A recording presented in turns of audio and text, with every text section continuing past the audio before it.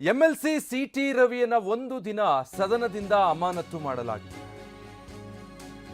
ವಿಧಾನ ಪರಿಷತ್ ಸಭಾಪತಿ ಬಸವರಾಜ ಹೊರಟ್ಟಿ ಅವರು ಕ್ರಮ ಕೈಗೊಂಡಿದ್ದಾರೆ. ರಾತ್ರಿ 8 ಗಂಟೆ ಒಳಗೆ ಸದನಕ್ಕೆ ಅವರನ್ನ ಕರೆ ತರಬೇಕು ಅಂತ ಹೇಳಿದ್ದೆ.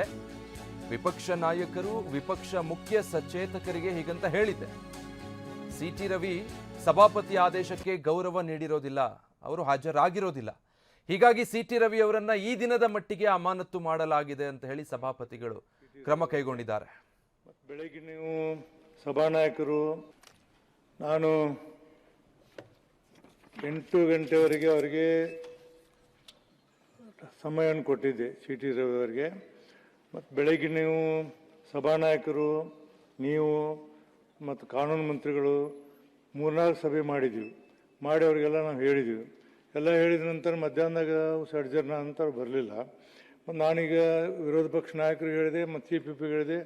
ಅವ್ರು ಯಾವಾಗ ನನ್ನ ಮಾತಿಗೆ ಗೌರವ ಕೊಟ್ಟಲು ಅಂದಾಗ ಈ ದಿನದ ಮಟ್ಟಿಗೆ ಅವರನ್ನು ಅಮಾನತುಗೊಳಿಸಿದ್ದೀನಿ. ಸಿಟಿ ರವಿ ಅವರನ್ನ ಈ ದಿವಸದ ಮಟ್ಟಿಗೆ ಅಮಾನತುಗೊಳಿಸಿದ್ದೀನಿ.